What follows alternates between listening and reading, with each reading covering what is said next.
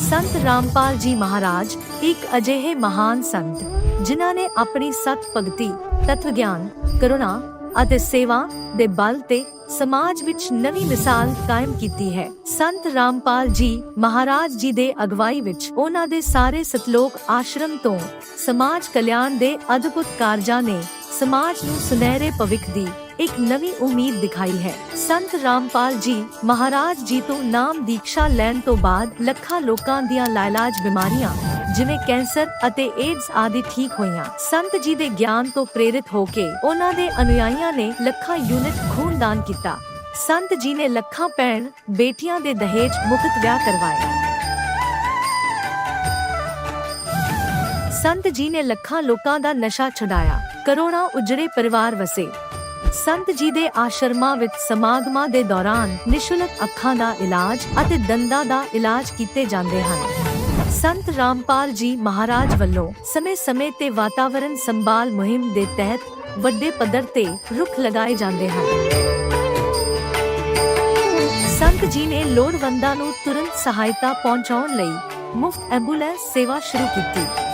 ਸੰਤ ਜੀ ਆਪਣੇ ਅਨੁਯਾਈਆਂ ਨੂੰ ਦੇ ਦਾਨ ਲਈ ਪ੍ਰੇਰਿਤ ਕਰਦੇ ਹਨ, ਜਿਸ ਨਾਲ ਮਾਨਵਤਾ ਦੀ ਸੇਵਾ ਅਤੇ ਸਿਹਤ ਸੇਵਾਵਾਂ ਦੇ ਖੇਤਰ ਵਿੱਚ ਸੁਧਾਰ ਹੋ ਸਕੇ। ਸੰਤ ਰਾਮਪਾਲ ਜੀ ਮਹਾਰਾਜ ਜੀ ਦੇ ਸਾਰੇ ਆਸ਼ਰਮਾਂ ਵਿੱਚ ਹਰ ਰੋਜ਼ ਮੁਫਤ ਭੰਡਾਰਾ ਆਯੋਜਿਤ ਕੀਤਾ ਜਾਂਦਾ ਹੈ, ਜਿੱਥੇ ਹਰ ਧਰਮ, ਹਰ ਵਰਗ ਅਤੇ ਹਰ ਜਾਤ ਦੇ ਲੋਕ ਇਕੱਠੇ ਬੈਠ ਕੇ ਭੋਜਨ ਕਰਦੇ ਹਨ।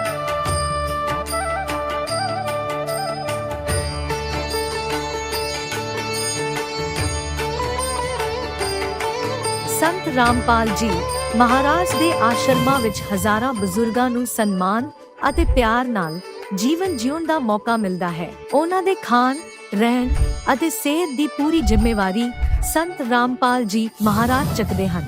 ਅਨਾਥ ਬੱਚਿਆਂ ਲਈ ਸੰਤ ਰਾਮਪਾਲ ਜੀ ਮਹਾਰਾਜ ਦੇ ਸਾਰੇ ਆਸ਼ਰਮ ਕਿਸੇ ਵਰਦਾਨ ਤੋਂ ਘੱਟ ਨਹੀਂ ਹਨ। ਇੱਥੇ ਉਹਨਾਂ ਨੂੰ ਪੜ੍ਹਾਈ, ਸੰਸਕਾਰ ਅਤੇ ਭਵਿੱਖ ਲਈ ਬਿਹਤਰ ਮੌਕੇ ਪ੍ਰਦਾਨ ਕੀਤੇ ਜਾਂਦੇ ਹਨ। ਚਾਹੇ ਹੜ੍ਹ ਹੋਵੇ, ਭੂਚਾਲ ਹੋਵੇ ਜਾਂ ਮਹਾਮਾਰੀ, ਸੰਤ ਰਾਮਪਾਲ ਜੀ ਮਹਾਰਾਜ ਅਤੇ ਉਹਨਾਂ ਦੇ ਅਨੁਯਾਈ ਲੋੜਵੰਦਾਂ ਲਈ ਸਭ ਤੋਂ ਅੱਗੇ ਖੜੇ ਰਹਿੰਦੇ ਹਨ। ਕੋਵਿਡ ਮਹਾਮਾਰੀ ਦੇ ਦੌਰਾਨ ਸੰਤ ਰਾਮਪਾਲ ਜੀ ਮਹਾਰਾਜ ਦੇ ਆਸ਼ਰਮਾਂ ਤੋਂ ਕਰੋੜਾਂ ਲੋਕਾਂ ਲਈ ਖਾਣਾ, ਦਵਾਈਆਂ ਅਤੇ ਜੀਵਨ ਰੱਖਿਅਕ ਸਮੱਗਰੀ ਉਪਲਬਧ ਕਰਵਾਈ ਗਈ।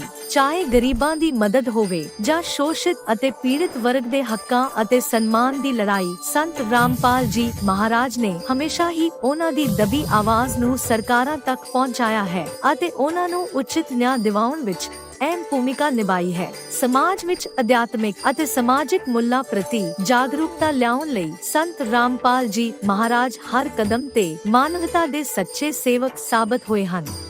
ਸੰਤ ਰਾਮਪਾਲ ਜੀ ਮਹਾਰਾਜ ਦਾ ਜੀਵਨ ਸਾਨੂੰ ਸਿਖਾਉਂਦਾ ਹੈ ਕਿ ਸੱਚੀ ਸੇਵਾ ਉਹੀ ਸੇਵਾ ਹੈ ਜੋ ਨਿਸਵਾਰਥ ਭਾਵ ਨਾਲ ਕੀਤੀ ਜਾਵੇ। ਆਓ ਅਸੀਂ ਵੀ ਇਸ ਸੇਵਾ ਦੇ ਮਹਾਨ ਕਾਰਜ ਵਿੱਚ ਇਸ ਮਹਾਨ ਸੰਤ ਨਾਲ ਜੁੜੀਏ ਅਤੇ ਸੰਤ ਰਾਮਪਾਲ ਜੀ ਮਹਾਰਾਜ ਤੋਂ ਨਾਮ ਉਪਦੇਸ਼ ਲੈ ਕੇ ਆਪਣੇ ਜੀਵਨ ਨੂੰ ਧਨ ਬਣਾਈਏ।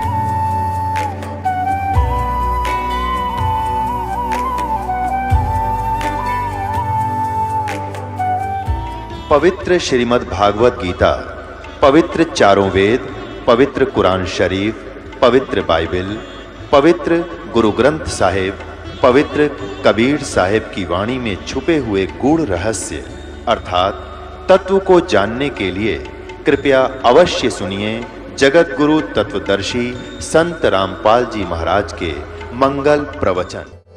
दर्शकों, अगर क्या हो जब एक परिवार जिसे हम अपना सब कुछ मानते हैं बिखर जाए, गृह क्लेश और तनाव इस कदर बढ़ जाएं, ऐसी ही कहानी है छत्तीसगढ़ की गीता दासी जी की।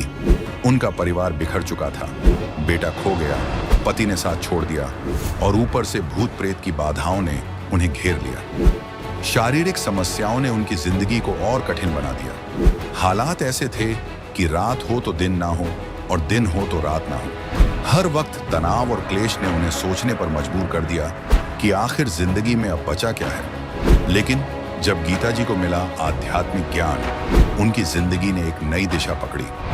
उन्हें समझ आया कि उनकी तकलीफों का असली कारण क्या था और इससे बाहर निकलने का रास्ता क्या है। आज गीता जी खुशहाल हैं, संतुष्ट हैं। तो आइए सुनते हैं गीता जी की अद्भुत कहानी, उनकी अपनी जुबानी।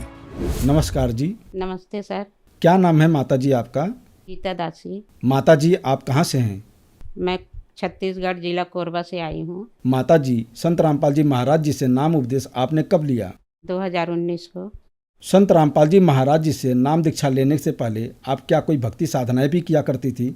हाँ सर, मैंने बहुत भक्ति की है, मुझे कोई नहीं लाभ मिलता। मैं दुर्गा की पूजा करती थी, ब्रह्मा विष्णु महेश सब पूजा करते थे। मैं चर्च जितने भी हैं जो पृथ्वी में देवी देवता तो सबके मैं पूजा करके थक चुकी थी। मैं बहुत दुखी रहती थी। तो जैसा कि आपने बताया कि आप बहुत ज़्यादा परेशान थी, आपने सभी की पूजा करके देख ली, तो क्या दुख थे आपको?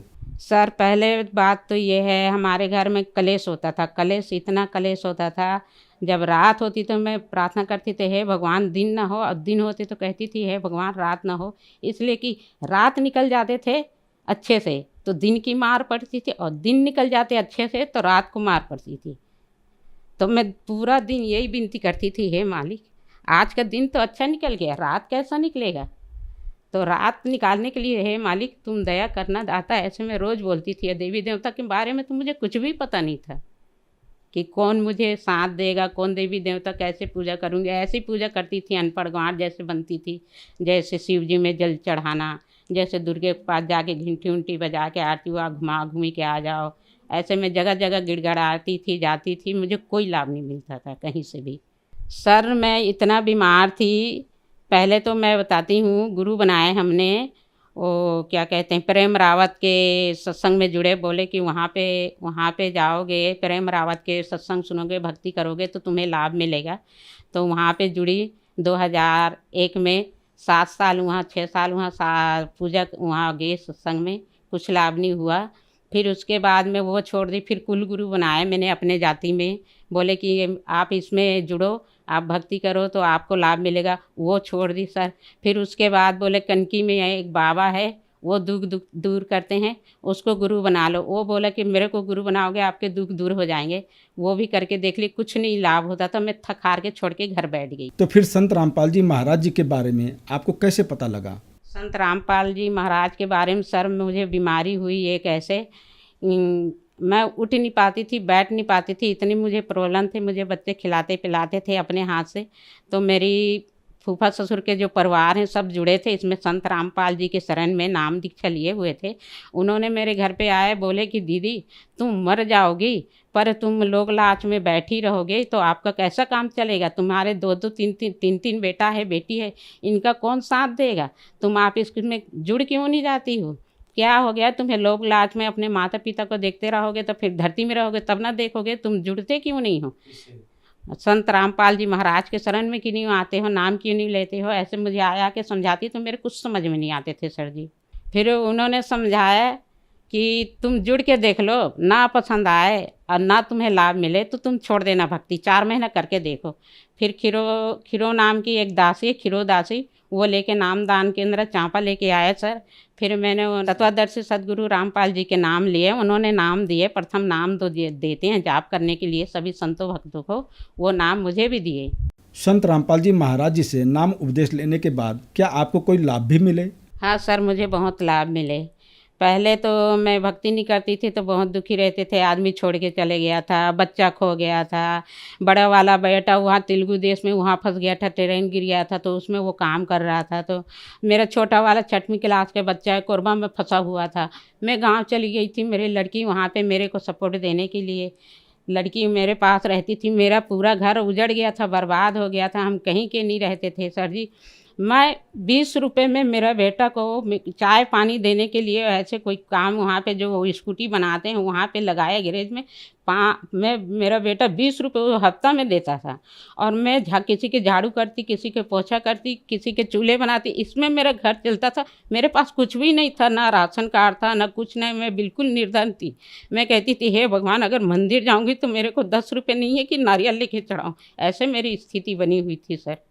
मैं इसमें जब रामपाल जी महाराज के शरण में आई, जुड़ी, तो इसमें मैं भक्ति करती रही। तो जो डॉक्टर ने, मैं बीमार थी तो डॉक्टर मेरे को ऑपरेशन बोले थे, बच्चादानी में प्रॉब्लम है कह के, तो ऑपरेशन भी नहीं करवाई। मेरे को सर जी ना तो पेट में दर्द था, ना कमर में, कहीं पे भी दर्द नहीं था, कुछ भी नहीं था। ऐसे ऑटोमेटिक बाथरूम जाता था खून के और मैं हैरान होती थी। मैं चिंता में खाती पीती नहीं थी, तो मैं बिस्तर में पड़ी रहती थी। मेरे को बच्चे उठाते थे, खिलाते थे, पिलाते थे, ये सब होता था।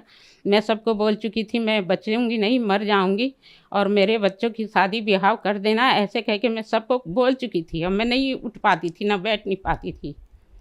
तो इसमें जुड़ने के बाद मैं अभी सही सलामत हूँ। आज इंटरव्यू देने के लिए सर मैं आपके साथ खड़ी हूँ, आपके पास खड़ी। तो भक्ति करते रहे, पहले आदमी आया सर, फिर बच्चे आया सर।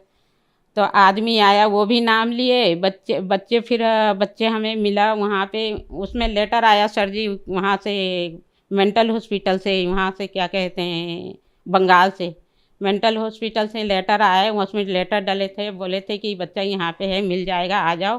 तो हम उस टाइम में वो लड़का मिला था, ना तो हमारे पे मोबाइल था, ना कुछ था, नहीं था सर।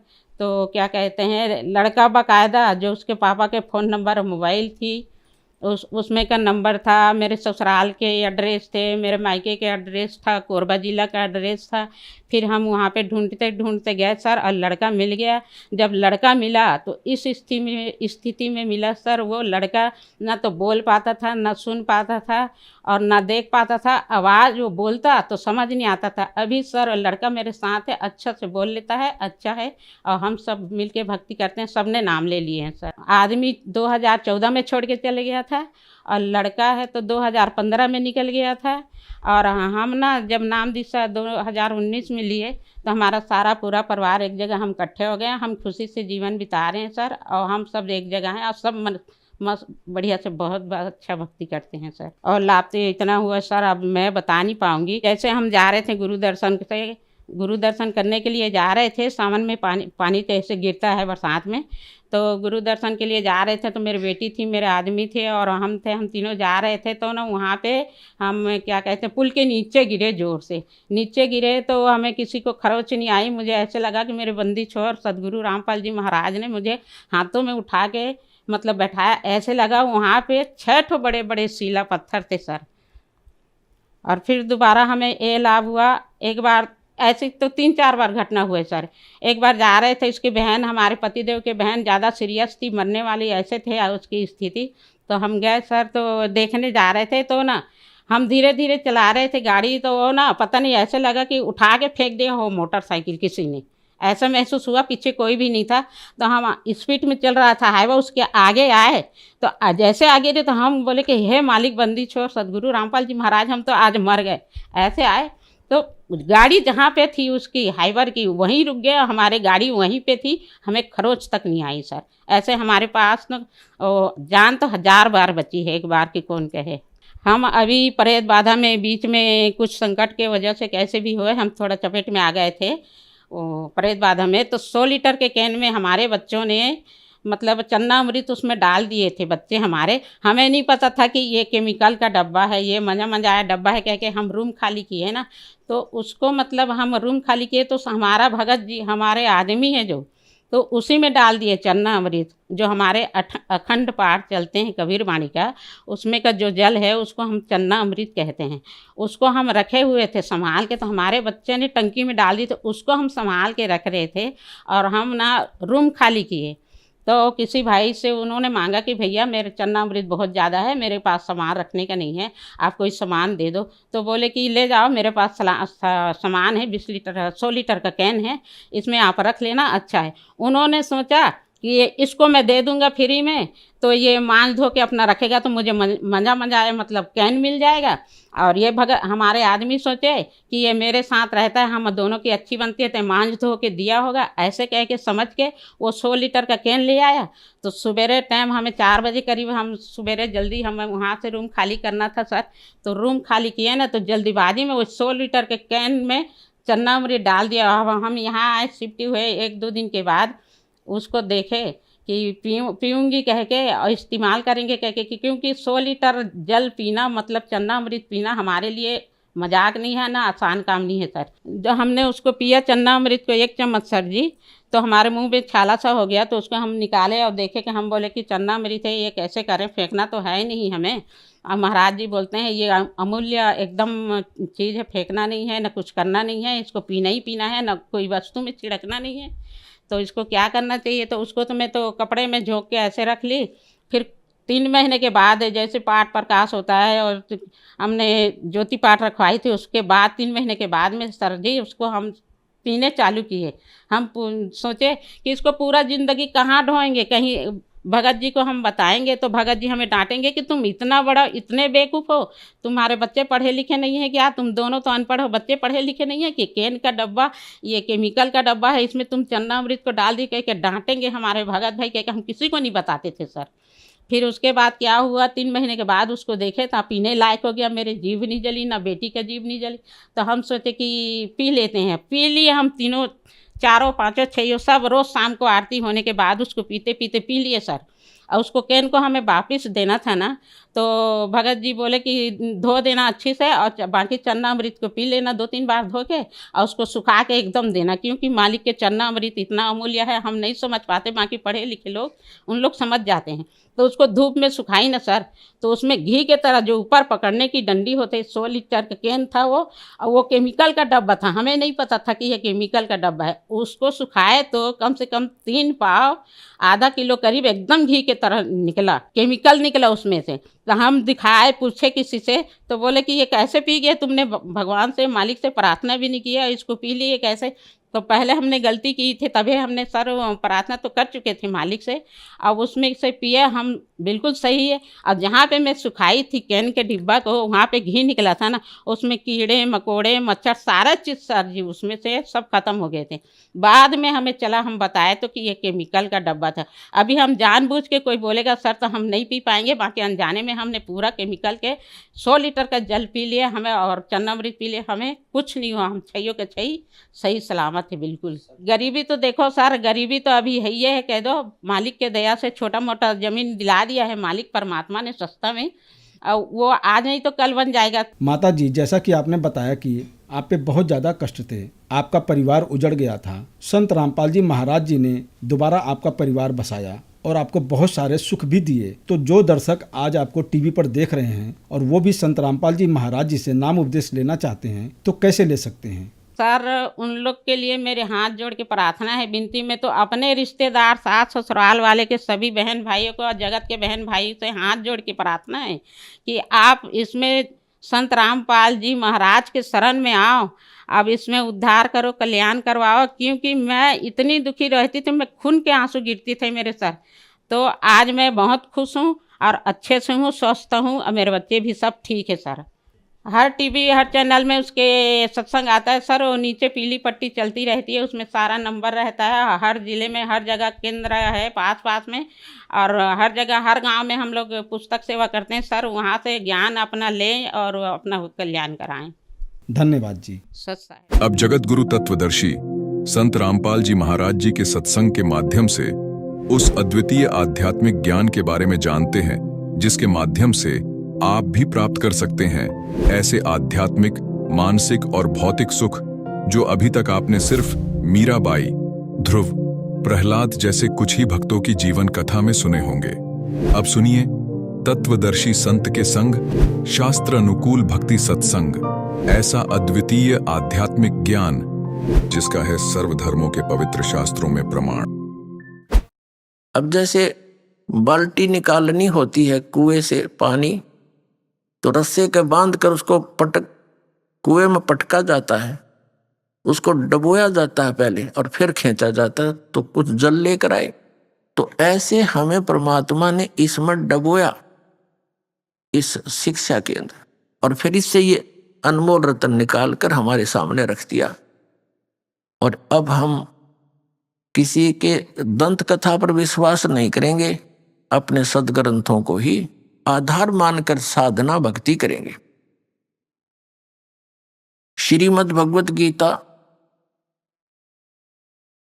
अध्याय नंबर 16 के श्लोक 23-24 में कहा कि अर्जुन, शास्त्र विधि को त्याग कर जो मनमाना आचरण करते हैं, यानी मनमानी पूजाएं करते हैं जो सदग्रंथों में वर्णित नहीं है, तो वो अपना जीवन नाश कर रहे हैं। उनको न तो कोई सुख प्राप्त हो, न उनकी सिद्धि हो, और न ही उनको कोई परम गति प्राप्त हो, अर्थात व्यर्थ।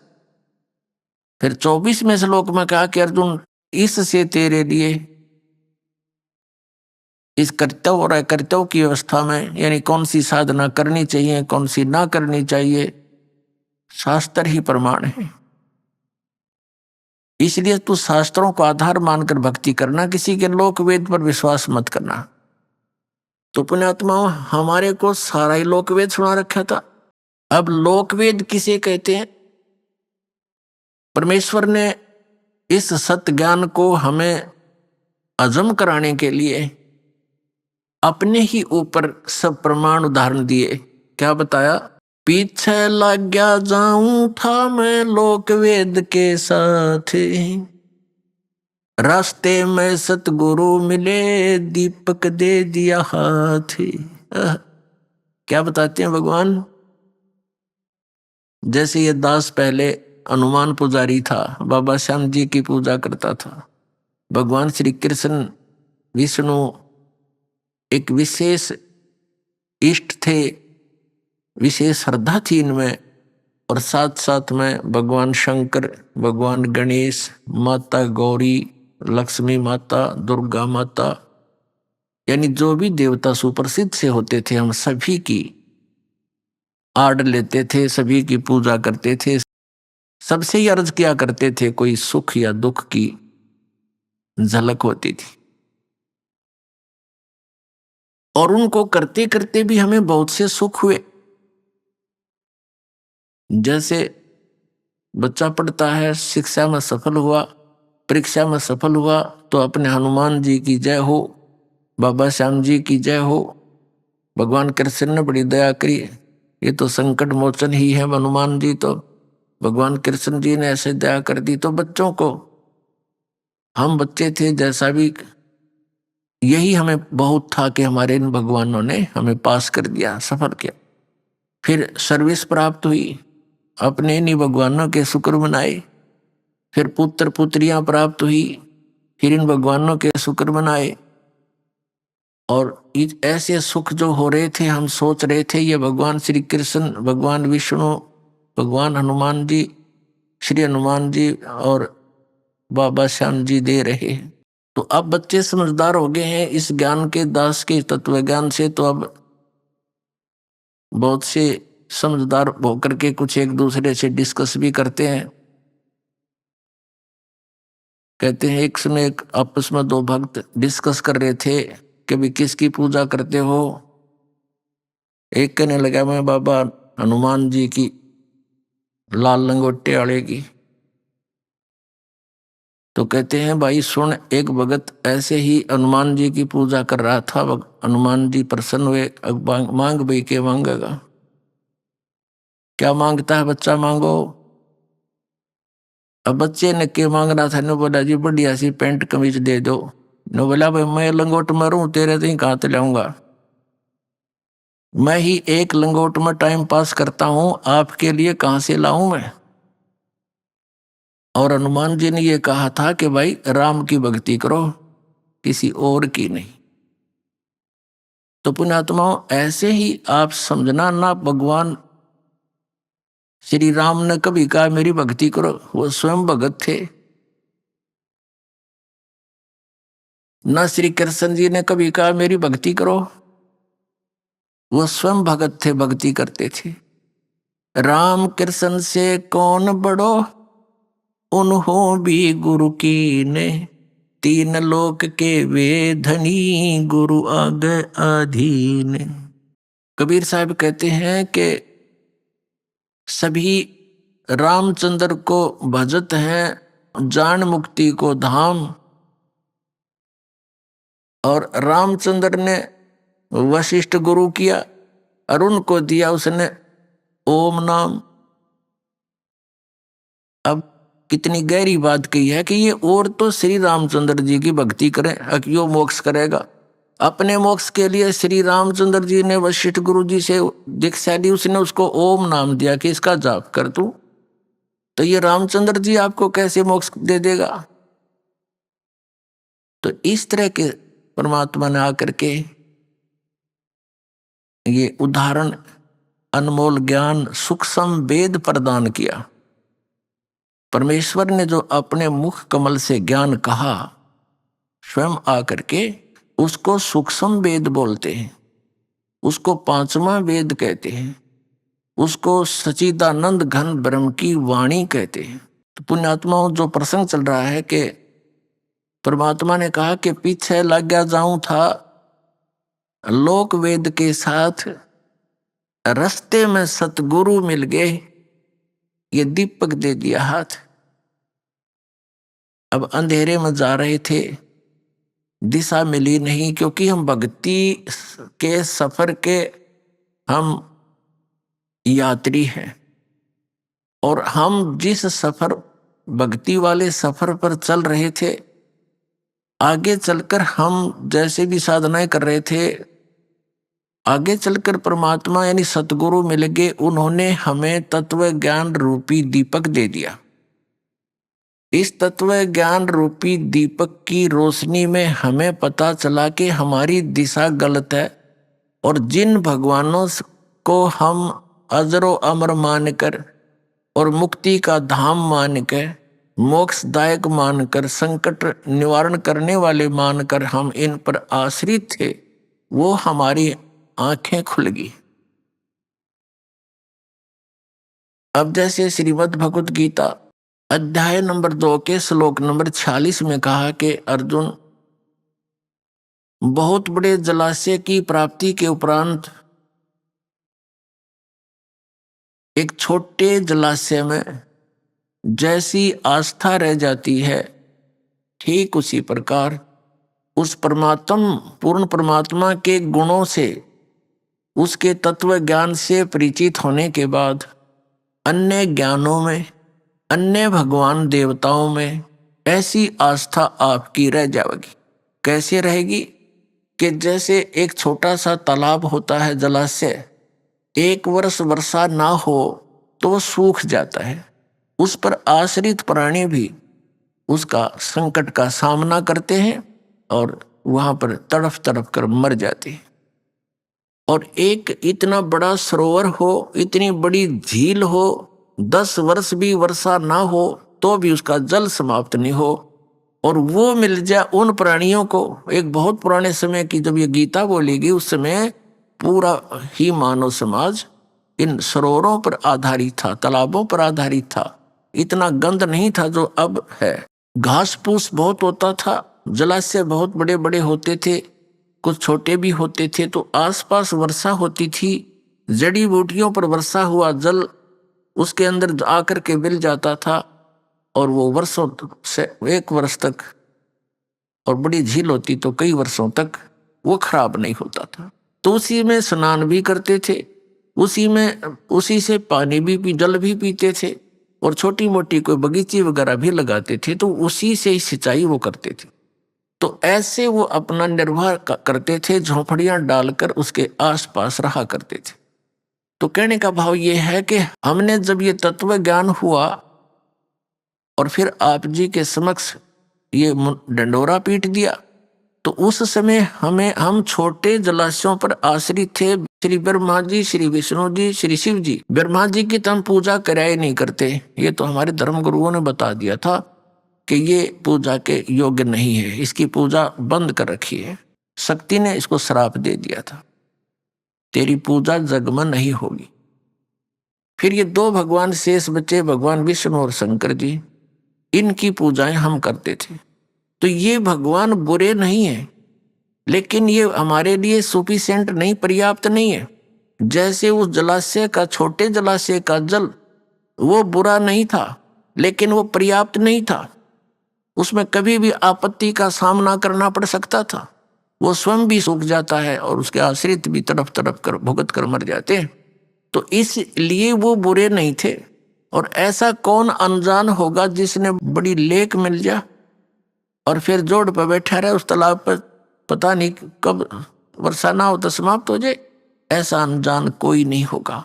तो परमात्मा ने कहा है कि पीछे लग गया जाऊं था मैं लोक वेद के साथ, रास्ते में सतगुरु मिल गए, दीपक दे दिया हाथ। अब जैसे ये इस एक छोटे जलाशय को, जिसमें 1 वर्ष के बाद वर्षा ना होने से वो सूख जाए उसका जल, और उसको कोई ये बता रहा है कि ये तो 100 वर्ष भी नहीं सूखा है, ये कभी सूखता ही नहीं, ऐसी कोई व्याख्या कर रहा है, तो कितना या तो वो स्वार्थी है या कोई शराबी या कति महामूर्ख। 1 वर्ष वर्षा ना हो उस सूखने वाले को कोई ये कहे कि 100 वर्ष वर्षा ना हो तो बिना सूखते ये तो ऐसा जलाशय है। तो ये इस 3 टाइप का व्यक्ति हो सकता है, या तो कति अज्ञानी, या कहीं कोई बांग पी रहा है, या कोई बकवादी है, स्वार्थी है कि यहीं पड़े रहे, तेरी दुकान चलती रहे। तो पुण्यात्मा, हमारे धर्म गुरुओं ने हमारे साथ ऐसा कर रखा था, पवित्र हिंदू धर्म के इन आचार्यों और शंकराचार्यों और इन गुरुओं ने, ब्राह्मणों ने। पुण्यात्माओं, हम भक्ति मार्ग से दूर हो गए और आपस में हम इन ऐसे लड़ते रहे जैसे हिंदू और मुसलमानों का आपस में झगड़ा कराना इन हमारे धर्म गुरुओं का, दोनों धर्म गुरुओं का, हिंदुओं का और मुसलमानों का कर्तव्य बन गया था। कोई जरा सी कोई बात कह दे सच्चाई तो उसको मार दो, काट दो, हमारे धर्म की बेइज्जती कर दी। ये शिक्षा दे रखी हमारे तो, आपस में कट मरना, लड़ मरना। पहले बात को सुने, समझे, तय तक जावे, जो फैसला ले। तो ऐसा हमारा इन्होंने अंडोला बना रखा था। तो अपने आत्मा थोड़ा समझना पड़ेगा, गहराई से सोचना पड़ेगा। तो यहां ब्राह्मण शब्द का अर्थ किसी जाति विशेष से नहीं है।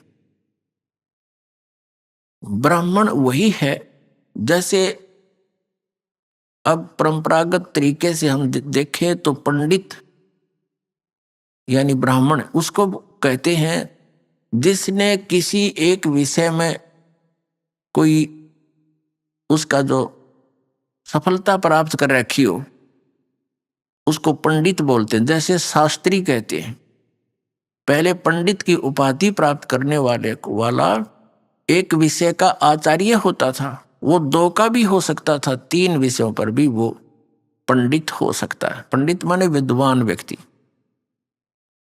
तो दास का जो सत्संग के वचन जो होंगे परमात्मा कबीर जी द्वारा बताए हुए, और केवल उन्हीं को असर करेंगे जो गुरु पद पर बैठे हैं, चाहे वो किसी भी जाति मजहब के हैं। जो मिसगाइड कर रहे हैं परमात्मा के बच्चों को, तो उन गुरु कहो, उन्हें ब्राह्मण कहो, उन्हें पंडित कहो। हिंदू धर्म के गुरु जो थे ब्राह्मण कहलाते थे। ब्राह्मण सोए जो ब्रह्म पहचाने, यानी ब्राह्मण का अर्थ है जिसने भगवान को जान लिया, वो ब्राह्मण है। तो हम उन गुरुओं को ब्राह्मण कहो चाहे गुरु कहो, क्योंकि गुरु वही होता जिसने भगवान को अच्छी तरह समझा, जाना, सिलेबस को पढ़ा हमारे सदग्रंथों में। तो दास का उद्देश्य उन ब्राह्मणों से नहीं है जैसे कोई वैद था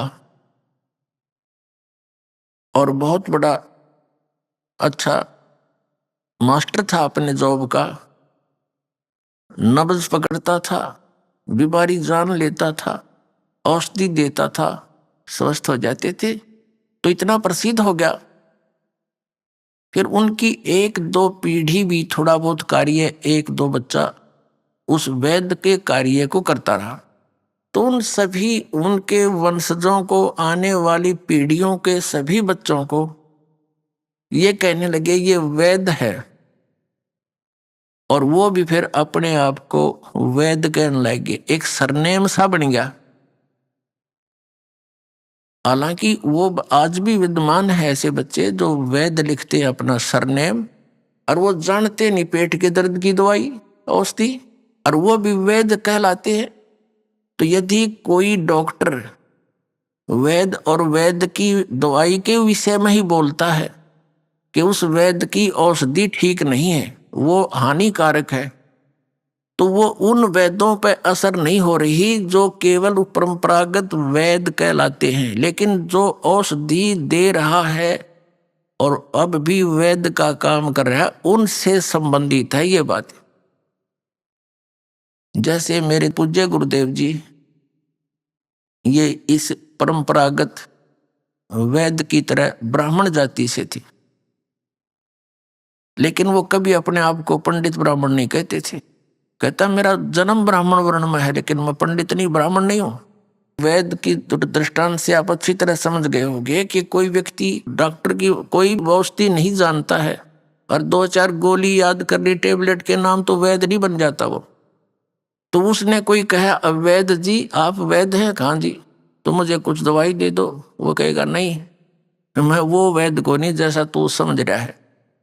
तो यही बात हमारे पूज्य गुरुदेव जी कहा करते थे कि मैं वो ब्राह्मण ना हूं जैसा तुम सब समझते हो, मैं संत हूं। और मेरे दादा गुरुजी थे वो जाट जाति में जन्मे थे, गांव छावला दिल्ली के अंदर, नजफगढ़ के पास एक गांव है छावला, वहां के जाट थे। और हमारे परदादा गुरुजी गरीबदास जी के पंथ के संत थे, और वो 16 वर्ष की आयु में ही गांव से बाहर का बाहर खेतों से ही उसकी बातों से प्रभावित होकर उसके साथ चला गया था। घर से दुखी थे, तो इतना अच्छा माइंड था उनका। हमारे परदादा गुरुजी ने सोचा कि ये बालक बहुत अच्छे माइंड रखता है, इसको क्यों ना काशी विद्यापीठ से पढ़ा दूं, और ये सदग्रंथों को जानकर अच्छी तरह समझा दिया करेगा। तो उन्होंने जैसे तैसे उसको काशी विद्यापीठ में प्रवेश दिला दिया।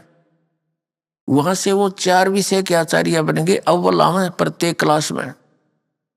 तो उनको वो पंडित चिदानंद जी के नाम से प्रसिद्ध हो गए। जाट होते हुए वो ब्राह्मण पंडित कहलाए। और उनका आश्रम बना हुआ है गांव गोपालपुर, तहसील खरगोदा, जिला सोनीपत। वहां आश्रम पर लिखा है पूज्य पंडित चिदानंद जी आश्रम। तो पहले तो पुण्यात्माओं दास के इन संकेतों को समझना, कदे कोई पंडित जी बिदक जा और सत्संग भी ना सुने कर्म फोड़ ले अपने। तो दास का उद्देश्य उन पंडितों के लिए नहीं है जो केवल परंपरागत ब्राह्मण कहलाते हैं, वो नहीं। तो ये जो ब्राह्मण थे हमारे धर्मगुरु जैसे, तो ये इन्होंने सदग्रंथों को समझा नहीं, एक लोक वेद शुरू कर दिया। वो कहां से शुरू हुआ लोक वेद? आदि शंकराचार्य जी हुए हैं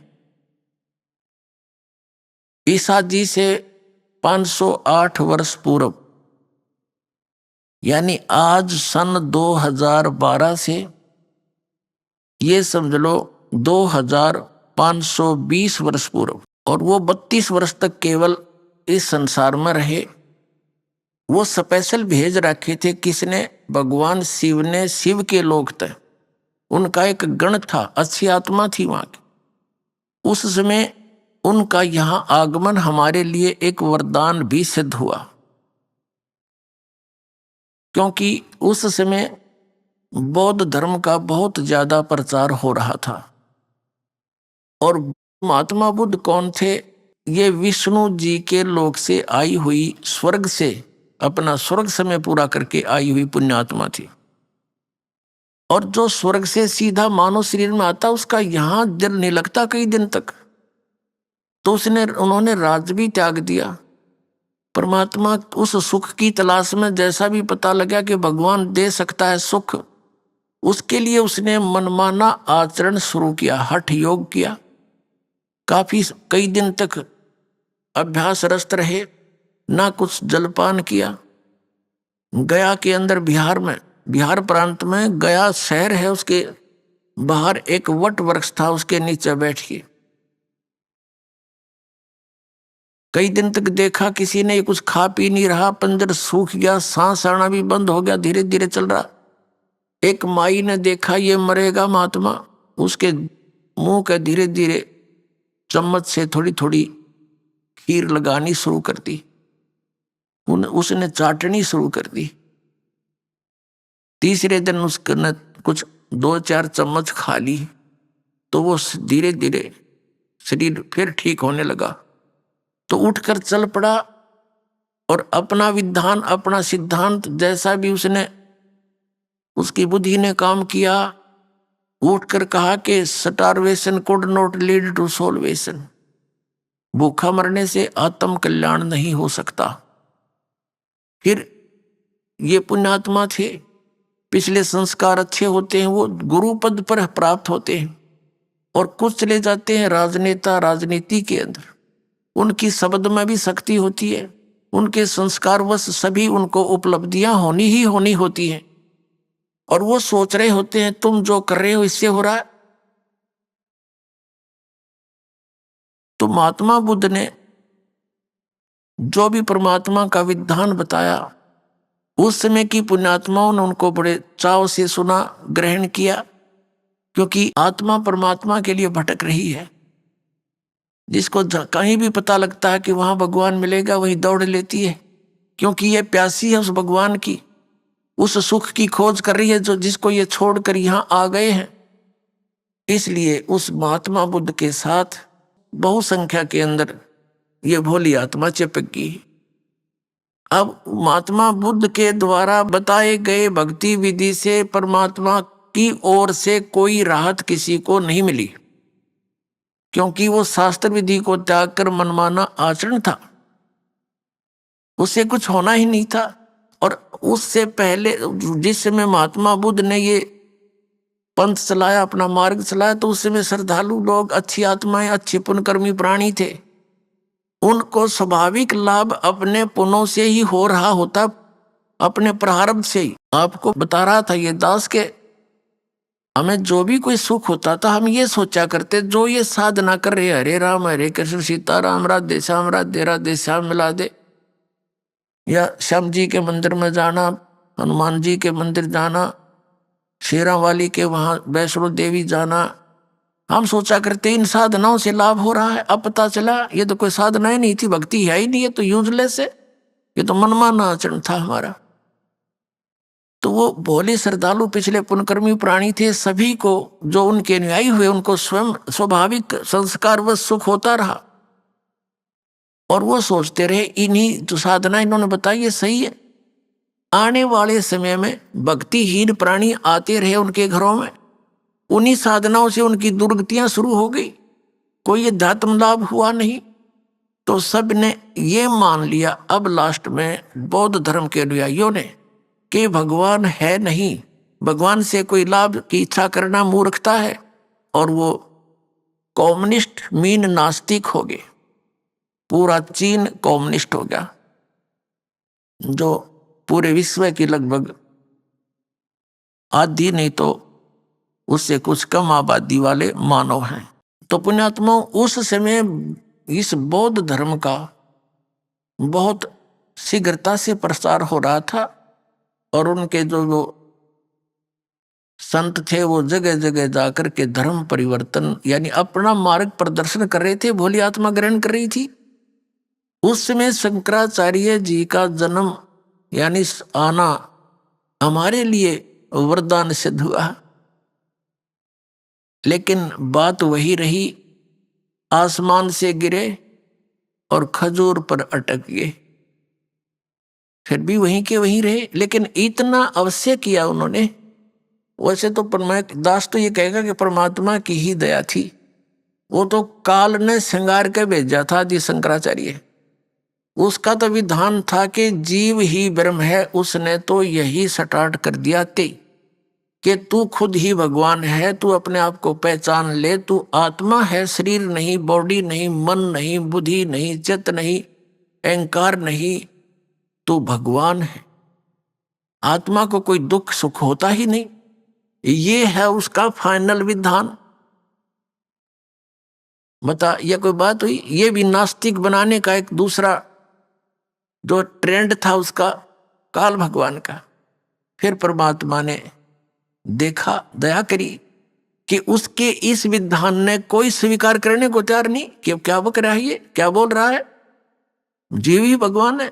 फिर इसने मालिक ने दया करी इसके ऊपर कि भगवान शंकर की पूजा करो, भगवान विष्णु की पूजा करो, है मंदिर बनवा दो, वो भगवान शिव की, भगवान विष्णु की, भगवान कृष्ण की, श्री राम की, ये पूजा शुरू करवा दी। जब जनता ना मानती दिखी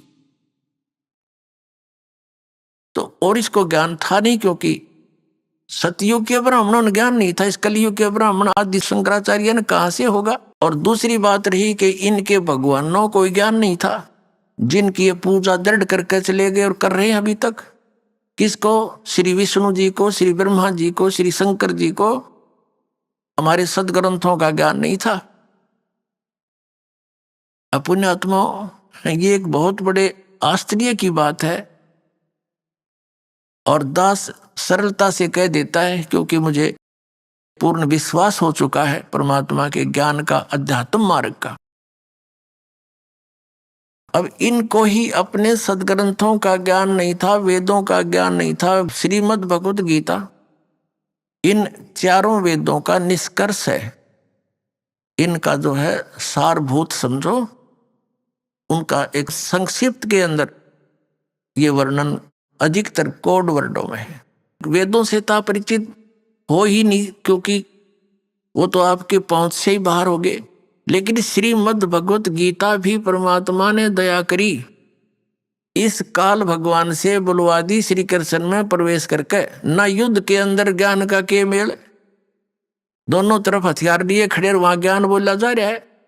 ये परमात्मा ने दया बख्शी और इसका अपने रिमोट से इसको वहां सारा कुछ बुलवा दिया। और ये भी कहा दिया कि मैं तो काल हूं भाई, और मेरी शरण में रहना तो युद्ध तुझे करना ही पड़ेगा।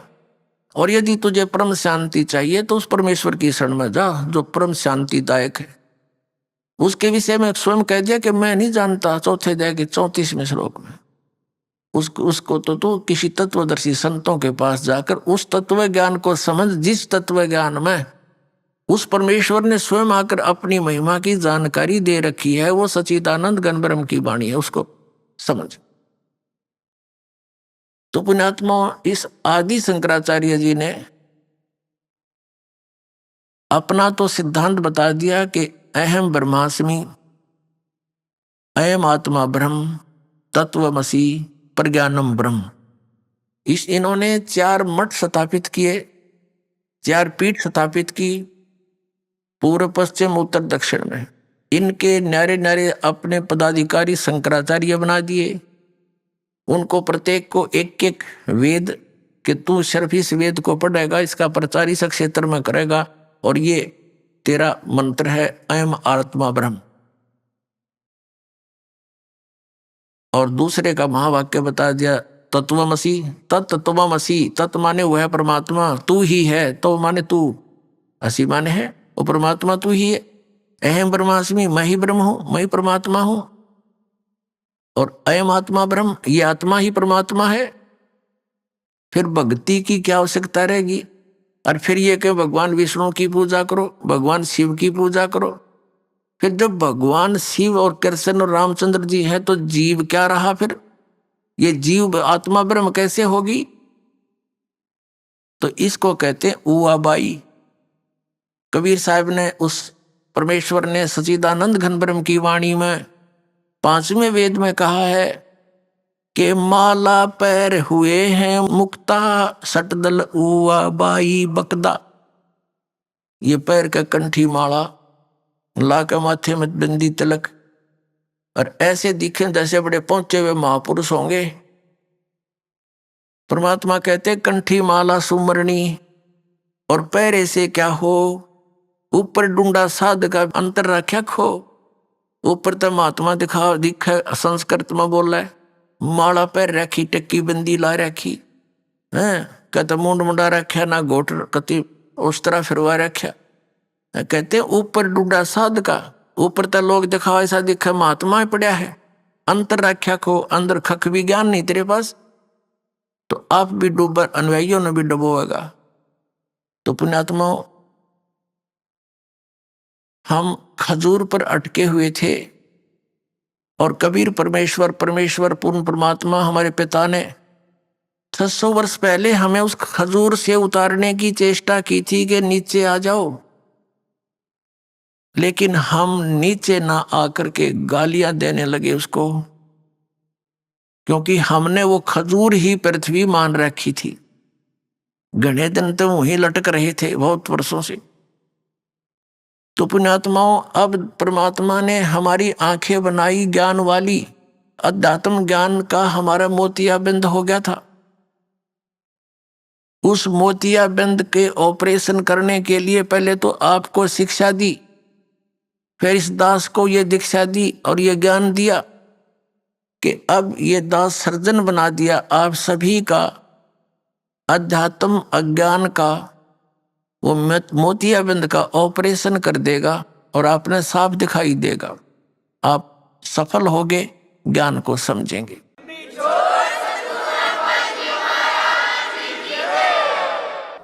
उसके लिए आप जी ने थोड़ा धैर्य रखना पड़ेगा, क्योंकि ये ज्ञान एक ही दिन में समझ में आने वाला नहीं है। 1-2 घंटे के सत्संग में आपको ये समझ में आने वाला नहीं है, लेकिन कहते हैं धीरे धीरे रे मना और धीरे सब कुछ हो, माली सींचे 100 घड़ा, समय आए फल हो। तो धीरे धीरे इसको सुनते रहना, आपको बहुत राहत मिलेगी, ज्ञान भी मिलेगा। तो प्रसंग चल रहा है कि एक तो दास ने यहां एक शब्द बोल दिया कि इन शंकराचार्यों और हमारे धर्मगुरुओं मंडलेश्वरों, इन महंतों संतों को तो ज्ञान होगा कहाँ।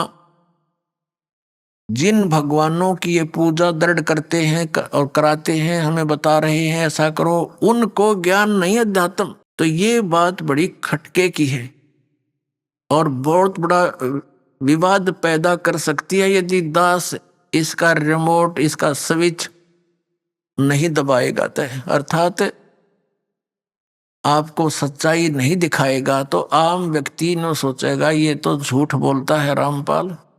अभी आपने सुने संत रामपाल जी महाराज के मंगल प्रवचन। आइए अब सुनते हैं संत रामपाल जी महाराज से नाम दीक्षा लेकर सतभक्ति करके अद्भुत लाभ प्राप्त करने वाले अनुयायी के विचार। नमस्कार जी। नमस्कार जी भगत जी। ਤੁਹਾਡਾ ਕੀ ਨਾਮ ਹੈ ਜੀ? ਟਿੰਕੂ ਦਾਸ ਜੀ। ਟਿੰਕੂ ਜੀ, ਤੁਸੀਂ ਕਿੱਥੇ ਦੇ ਰਹਿਣ ਵਾਲੇ ਹੋ? ਅਸੀਂ ਪਹਿਲੋਂ ਬਿਆਰ 'ਚ ਰਹਿੰਦੇ ਸੀਗੇ। 12 ਸਾਲ ਦੀ ਉਮਰ ਵਿੱਚ ਜ਼ਿਲ੍ਹਾ ਜਲੰਧਰ, ਪਿੰਡ ਸੰਗੋਵਾਲ ਆ ਗਏ ਜੀ। ਸੰਤ ਰਾਮਪਾਲ ਜੀ ਮਹਾਰਾਜ ਜੀ ਤੋਂ ਨਾਮ ਦੀਕਸ਼ਾ ਲੈਣ ਤੋਂ ਪਹਿਲਾਂ ਤੁਸੀਂ ਕਿਹੜੀ ਭਗਤੀ ਸਾਧਨਾ ਕਰਦੇ ਸੀ? ਅਸੀਂ ਪਰਮਾਤਮਾ ਤੋਂ ਨਾਮ ਲੈਣ ਤੋਂ ਪਹਿਲਾਂ ਨਾ ਇਹ ਜਗਤ ਵਾਲੇ ਜਿਹੜਾ ਦੀਵਾਲੀ, ਦੁਸਹਿਰਾ ਇੱਦਾਂ ਕੁਝ ਕਰਦੇ ਹੁੰਦੇ ਸੀਗੇ ਅਤੇ ਚਿੰਤਪੁਰਨੀ ਜਾਣਾ, ਜਵਾਲਾ ਜੀ ਜਾਣਾ, ਹਰੇਕ ਥਾਂ ਗਿਆ। ਮਤਲਬ ਬਹੁਤ ਤੰਗੀ ਸੀਗੀ ਸਾਨੂੰ, ਬਹੁਤ ਹੀ ਮਤਲਬ ਦੁੱਖ, ਰੋਟੀ ਨਹੀਂ ਮਿਲਦਾ ਸੀਗਾ ਸਾਨੂੰ ਅਤੇ ਹਾਲਾਤ ਇੰਨੇ ਮਾੜੇ ਸੀਗੇ। ਦੁੱਖ, ਮੇਰੀ ਪਹਿਲੀ ਜਨਾਨੀ ਵੀ ਮਰ ਗਈ, ਪੂਰਾ ਹੋ ਗਿਆ। 7 ਦਿਨ ਵਿਆਹ ਕੇ 7ਵਾਂ ਦਿਨ 6 ਦਿਨ ਵਿਆਹ ਸਾਡੇ ਨਾਲ ਰਿਹਾ ਅਤੇ 7ਵੇਂ ਦਿਨ ਉਹਨਾਂ ਨੇ ਉਹ ਖਤਮ ਹੋ ਗਿਆ। ਉਸ ਤੋਂ ਬਾਅਦ ਸਾਡਾ ਮਤਲਬ ਨੁਕਸਾਨ ਹੀ ਹੁੰਦਾ ਰਿਹਾ, ਉਹ ਲਾਭ ਕੋਈ ਵੀ ਨਹੀਂ। ਮਤਲਬ 10-10 ਹਜ਼ਾਰ ਦਾ ਤਵੀਜ਼ ਲਿਆ ਕੇ ਬੰਦੇ ਹੁੰਦੇ ਸੀਗੇ, ਮਤਲਬ ਕੋਈ ਵੀ ਲਾਭ ਨਹੀਂ, ਮਰਨ ਵਾਲੇ ਸੀਗੇ ਅਸੀਂ। ਤੁਹਾਡੇ ਜੀਵਨ ਦੇ ਵਿੱਚ ਜਿਵੇਂ ਤੁਸੀਂ ਦੱਸਿਆ ਕੋਈ ਲਾਭ ਨਹੀਂ ਮਿਲਿਆ, ਤੁਹਾਡੇ ਜੀਵਨ ਦੇ ਵਿੱਚ ਕੀ ਕਸ਼ਟ ਚੱਲ ਰਹੇ ਸੀਗੇ ਜਿਹਦੇ ਕਰਕੇ ਤੁਸੀਂ ਸੰਤ ਰਾਮਪਾਲ ਜੀ ਮਹਾਰਾਜ ਜੀ ਤੋਂ ਨਾਮ ਦੀਕਸ਼ਾ ਲੈਣ ਦਾ ਸੋਚਿਆ? ਅਸੀਂ ਇਹਨਾਂ ਬਾਰੇ, ਪਰਮਾਤਮਾ ਬਾਰੇ ਮੈਨੂੰ ਕੁਝ ਪਤਾ ਹੀ ਹੈ ਨਹੀਂ ਸੀਗਾ ਅਤੇ ਕਸ਼ਟ ਇਹ ਸੀਗਾ ਕਿ ਅਸੀਂ 6 ਦਿਨ ਮੇਰਾ ਵਿਆਹ ਹੋਇਆ ਅਤੇ 7ਵਾਂ ਦਿਨ ਮੇਰੀ ਘਰ ਦੀ ਪੂਰਾ ਹੋ ਗਿਆ।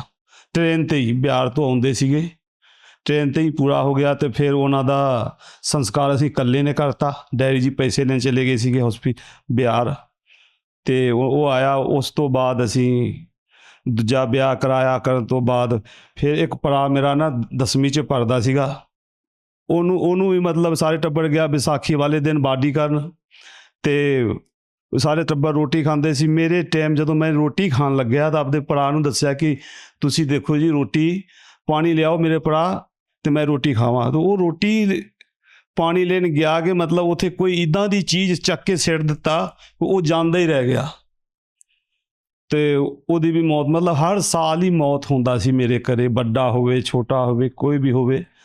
ਤੇ ਉਹ ਪਰਮਾਤਮਾ ਦੇ ਮਤਲਬ ਹਰ ਸਾਲ ਹੀ ਕੋਈ ਬਚਾਉਣ ਵਾਲਾ ਹੀ ਹੈ ਨਹੀਂ ਸੀਗਾ। ਤੇ ਮਾਲਕ ਦਾ ਇਹ ਪੁਸਤਕ ਮਿਲਿਆ ਗਿਆਨ ਸੌਦਾਗਰ ਕੋ ਸੰਦੇਸ਼ ਪੁਸਤਕ, ਜਿਹੜਾ ਉਹ ਪੁਸਤਕ ਪੜ੍ਹਨ ਤੋਂ ਬਾਅਦ ਇੱਕ ਵਾਰ ਪੜ੍ਹਿਆ, ਕੋਈ ਸਮਝ ਮੈਨੂੰ ਨਹੀਂ ਲੱਗਿਆ। तो उस तो बाद दूजा पढ़ एक बार होर पढ़िया, वो तो बाद समझ लग्या कि मालक आया होया है, मालक आया है, इसार आया है बरवाला च। ते मैनू इसार दा पता है नहीं सीगा। ते उत्थे असीं गया, नहीं मैनू कोई चीज़ दा पता किधरले पासे हैगा या नहीं हैगा, या पर इसार ते बस मिलिया, टेंपू मिलिया, असीं सारे टब्बर कोई बचाउण वाला ही है नहीं सीगा। मैनू बड़ी दुख सीगा। तवीज़ बन्ने हुए सीगे, गले 10-10 हज़ार का तवीज़ बन्निया सीगा, उड़ जांदा सीगा पूतां नूं जदों पूजदे सीगे, कोई बचाउण वाला है नहीं सीगा। वो मालक दे घरे गए असीं तो उन्होंने नामदान दवाया। जदों उन्होंने तवीज़ साडा वड्डण लग्या तो असीं बोलिया कि नहीं ये ना वड्डो तुसीं तवीज़, तो फिर मेरे आत्मा खेडण लग पऊगा सारे टब्बर नूं। तो फिर उन्होंने विश्वास दिवाया कि इत्थे परमात्मा दे घरे आए हैं तो इन्हां ने मतलब तेनू कोई कष्ट नहीं होना हैगा आ, ते नाम ले लो। नाम उत्थे ले लिया। उस दा दिन नाम लेने तो बाद बड़ी मौज परमात्मा ने कीता हैगा आ सानू। ਜਦੋਂ ਤੁਸੀਂ ਨਾਮ ਦੀਕਸ਼ਾ ਲੈ ਲਈ 10-10 ਹਜ਼ਾਰ ਰੁਪਏ ਦੇ ਜਿਹੜੇ ਤਵੀਜ਼ ਤੁਸੀਂ ਕਰਵਾ ਕੇ ਪਾਏ ਹੋਏ ਸੀਗੇ ਸਤਲੁਕ ਆਸ਼ਰਮ ਬਰਵਾਲੇ ਵਿੱਚ ਤੁਹਾਡੇ ਕਢਵਾ ਦਿੱਤੇ ਗਏ, ਕੀ ਨਾਮ ਦੀਕਸ਼ਾ ਲੈਣ ਤੋਂ ਬਾਅਦ ਚੋਂ ਜਿਹੜੀ ਤੁਹਾਡੀ ਭੂਤ ਪ੍ਰੇਤ ਦੀ ਵਾਧਾ ਸੀਗੀ ਉਹ ਠੀਕ ਹੋਈ? जी हाँ जी, ठीक होया बहुत ही। मतलब ਕਿੰਨੇ ਪੈਸੇ ਦੇ ਵਿੱਚ ਸਤਲੁਕ ਆਸ਼ਰਮ ਬਰਵਾਲੇ ਦੇ ਵਿੱਚ ਤੁਹਾਨੂੰ ਨਾਮ ਦਿੱਤਾ ਗਿਆ? एक भी रुपये नहीं दिता, फ्री उन्होंने मतलब लंगर खवाया, नामदान दिवाया, सारा कुछ सो बिस्तरा दिता सोन नूं, ते एक भी रुपया उन्होंने नहीं दिता मैनू। असी कुछ नहीं दिता उन्होंने। ਤੁਹਾਨੂੰ ਇੰਟਰਵਿਊ ਦੇਣ ਲਈ ਕਿੰਨੇ ਪੈਸੇ ਦਿੱਤੇ ਗਏ? एक भी रुपये नहीं जी। ਫਿਰ ਤੁਸੀਂ ਇੰਟਰਵਿਊ ਦੇਣ ਲਈ ਕਿਸ ਲਈ ਆਏ? ਅਸੀਂ मतलब परमात्मा ਦਾ ਕਿਰਪਾ ਇੰਨਾ ਹੋਇਆ ਨਾ, ਤੋ ਅਸੀਂ ਆਪਣਾ ਦੁੱਖ ਗਿਣਾਉਣ ਆਏ ਕਿ ਇਹ ਮਾਲਕ ਦੇ ਵਿੱਚ ਜੁੜਨ ਦਾ ਫਾਇਦਾ ਅਸੀਂ ਦੱਸਣ ਆਏ ਕਿ ਹੋਰਾਂ ਨੂੰ ਵੀ ਲਾਭ ਹੋਊਗਾ। ਇੰਨਾ मतलब ਫਾਇਦਾ ਹੋਇਆ ਕਿ ਅਸੀਂ ਇੱਕ ਗੱਡੀ ਲੈ ਲਿਆ ਤੇ ਮੈਨੂੰ ਗੱਡੀ ਚਲਾਉਣ ਨਹੀਂ ਆਉਂਦਾ ਸੀਗਾ ਤੇ 5000 ਰੁਪਏ ਕਿਸ਼ਤ ਹਰ ਮਹੀਨੇ ਸੀਗੀ ਛੋਟੀ ਹਾਥੀ ਦੀ। ਤੇ ਉਧਰ ਸਤਸੰਗ ਬਰਵਾਲਾ ਵਿੱਚ ਚੱਲ ਰਿਹਾ ਸੀਗਾ ਤੇ ਮੇਰਾ ਥੋੜਾ ਜਿਹਾ ਆਖ ਲੱਗਿਆ ਤੇ ਮਾਲਕ ਮੈਨੂੰ ਕਹਿੰਦਾ ਕਿ ਤੂੰ ਕਰ ਚੱਲ, ਕਰ ਜਾਂਦੇ ਹੀ ਤੈਨੂੰ ਗੱਡੀ ਚਲਾਉਣਾ ਆ ਜਾਊਗਾ।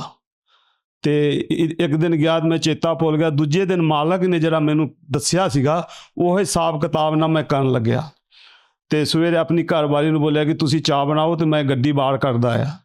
ਬਾਹਰ ਮੈਨੂੰ ਚਲਾਉਣ ਨਹੀਂ ਆਉਂਦਾ ਸੀਗਾ, ਆਪਣੇ ਆਪ ਹੀ ਬਾਹਰ ਕੱਢਿਆ ਤੇ ਉਧਰ ਗੇਰਾ ਆ ਗਿਆ। ਗੇਰਾ ਆਉਣ ਤੋਂ ਬਾਅਦ ਆਪਣੇ ਆਪ ਹੀ मतलब ਮਾਲਕ ਨੇ ਮੈਨੂੰ ਸਿਖਾ ਦਿੱਤਾ ਚਲਾਉਣਾ ਗੱਡੀ। ਅੱਜ ਦੇ ਯੁੱਗ ਦੇ ਵਿੱਚ ਇਹ ਗੱਲ ਕਹਿਣਾ ਵੀ ਤੁਹਾਨੂੰ ਸੰਤ ਰਾਮਪਾਲ ਜੀ ਮਹਾਰਾਜ ਜੀ ਨੇ ਆਪਣੇ ਆਪ ਹੀ ਦੱਸ ਕੇ ਗੱਡੀ ਚਲਾਉਣੀ ਸਿਖਾਤੀ, ਇਹ ਬੜਾ ਇੰਪੋਸੀਬਲ ਲੱਗ ਰਿਹਾ ਗਾ। ਹੋਰ ਕੀ ਲਾਭ ਪ੍ਰਾਪਤ ਹੋਏ ਤੁਹਾਨੂੰ?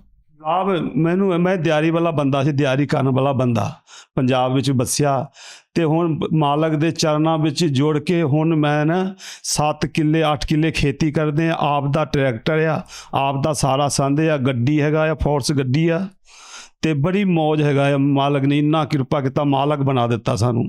ਹੁਣ 5000 4000 3000 ਦਾ ਰੋਜ਼ ਦਾ ਮੇਰਾ ਕਮਾਈ ਹੈਗਾ ਆ ਤੇ 3 ਪੜਾ ਇੱਕੋ ਹੀ ਚੁੱਲ੍ਹੇ 'ਚ ਰੋਟੀ ਖਾ ਰਿਹਾ ਮੈਂ ਉਹਨਾਂ ਦੇ ਕਿਰਪਾ ਨਾਲ।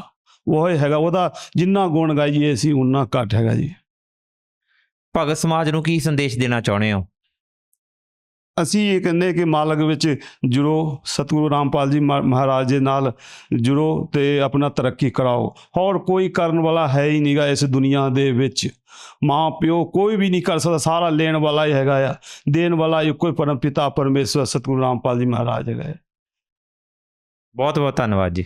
ਸਤਿ ਸਾਹਿਬ ਜੀ।